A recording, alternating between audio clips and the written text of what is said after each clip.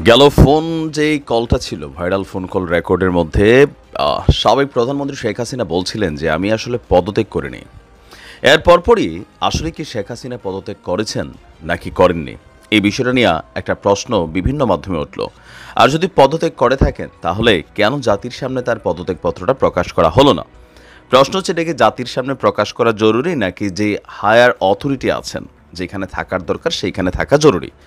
Basically যেখানে থাকার দরকার সেইখানে থাকা জরুরি, কিন্তু যখন শেখ হাসিনা দাবি করলেন তিনি পদত্যাগ করেননি, দেন ওই হায়ার অথরিটির উচিত এই বিষয়টাকে সামনে নিয়ে আসা। কিন্তু এখন পর্যন্ত শেখ হাসিনার পদত্যাগপত্রটা আমরা দেখতে পাইনি। বাট আজকে সারাদিন যাবৎ সোশ্যাল মিডিয়া প্ল্যাটফর্মে যেই পদত্যাগপত্রটা ভাইরাল হয়েছে বা ভেসে বেড়াচ্ছে, এটা আসলে কতটুকু অথেন্টিক বা এটা আসলে কারা প্রকাশ করেছে? আপনি যদি আজকে সারা বাংলাদেশের গণমাধ্যমগুলোকে দেখেন বা সরকারি সাইটগুলোকে দেখেন, প্রধানমন্ত্রীর যেই কার্যালয় আছে বা বিভিন্ন সাইটগুলো, আমি একটু ঘাটাঘাটি করলাম, আমি আসলে কোথাও ওনার এই পদত্যাগপত্রটা হায়ার কোনো অফিসিয়াল অথরিটি থেকে প্রকাশ করতে দেখিনি।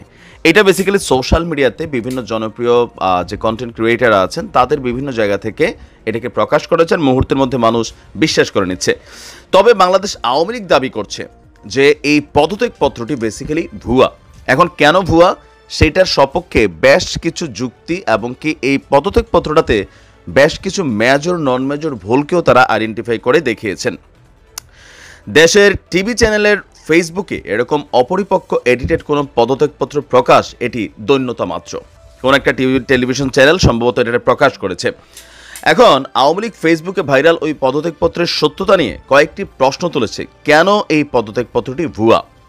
এক নাম্বার, তারা ভুলে এখনও মুজিব বর্ষ লোগো লাগিয়ে রেখেছে, যেই মুজিব বর্ষ 2021 সালে শেষ। তার মানে আমরা জনগণ এটা হয়তো বুঝছি যে ঠিক আছে, কিন্তু আসলে আওয়ামী লীগের দাবি যে মুজিব বর্ষের যে লোগোটা সরকারি এই খাতাতে উপরে ছবিটা, এটা আসলে এখন আর নাই, এটা 2021 পর্যন্ত ব্যবহৃত হয়েছে। লক্ষ্য করুন, ভুয়া এই পদত্যাগপত্রটি অত্যন্ত অস্পষ্ট। আচ্ছা, অস্পষ্টটা স্পষ্ট করা যায়। পদত্যাগপত্রের ভাষা দেখুন, যা মন চায় তারা একটা কিছু লিখে পাবলিশ করে দিল। নাম্বার 4, শেখ হাসিনার স্বাক্ষরটিও গুগল থেকে নিয়েছে, যাতে স্পষ্ট দেখা যাচ্ছে মূল পেজের সাথে স্বাক্ষরের অংশের যে পিক্সেল আছে সেটার পার্থক্য, মানে একটা জিনিসের উপর আরেকটা জিনিস পট্টি মারলে যেটা হয়, আওয়ামী লীগ দাবি করছে এটা। 5ই আগস্ট ছিল 21শে শ্রাবণ, পদত্যাগপত্র দেওয়া সেটা হচ্ছে 20শে শ্রাবণ। এছাড়া তারা আরও লিখেছে, দেশের মিডিয়াকে এরকম নগ্নভাবে ব্যবহার করে নিজেদের হাসির পাত্র বানাবেন না। শেখ হাসিনা পদত্যাগ করার সময় যেই আনুষ্ঠানিকতা সেই সময় নেননি, তিনি সোজা তেজগাঁও থেকে বিমানে করে ভারত গেছেন। এসব বাদ দিয়ে বরং দেশের সমস্যা সমাধান করুন। এখন এটা আরও একটা কোটি টাকার প্রশ্ন হয়ে গেল সামনে। চট করে সীমান্তে ঢুকা, নিজেকে প্রধানমন্ত্রী দাবি করা এবং কি পদত্যাগ করেননি, এই যে ইস্যুগুলোতে এখন যতগুলো ঝামেলা সামনে আসছে, তো আমার মনে হয় এই বিষয়টা টেলিভিশনালরাও বিশ্বাস নাই, এই সব বাটপাড়ি বিভিন্ন সময় করে, ফোকাস ভাইরাল ইস্যুতে ফটাস করা করে।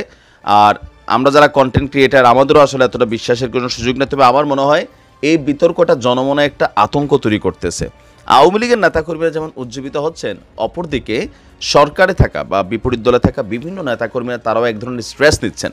সো আসলে শেখ হাসিনা পদত্যাগ করেছে কিনা সেটা অনেকে বলছেন যে এটা জরুরি না, তিনি তো পালাই গেছেন, তিনার তো অলরেডি এটা কনস্টিটিউশন ভেঙে দেওয়া হচ্ছে, সব কিছু এখানে পরিবর্তিত হয়ে গেছে, চাইলে আর এসে ঢুকতে পারবে না। এটা সত্য, তিনি চাইলেও এই মুহূর্তে এসে বাংলাদেশে ঢুকলেও ক্ষমতায় বসার সুযোগ নেই, কারণ সারা পৃথিবী ডক্টর ইউনূসকে ম্যান্ডেট দিয়ে দিচ্ছে। তো তারপরেও এই পদত্যাগপত্রের ইস্যুটার সমাধান হওয়া দরকার। আশা করি যারা সরকারের অথরিটি আছেন তারা বিষয়টাকে প্রকাশ করবেন। ভালো থাকুন।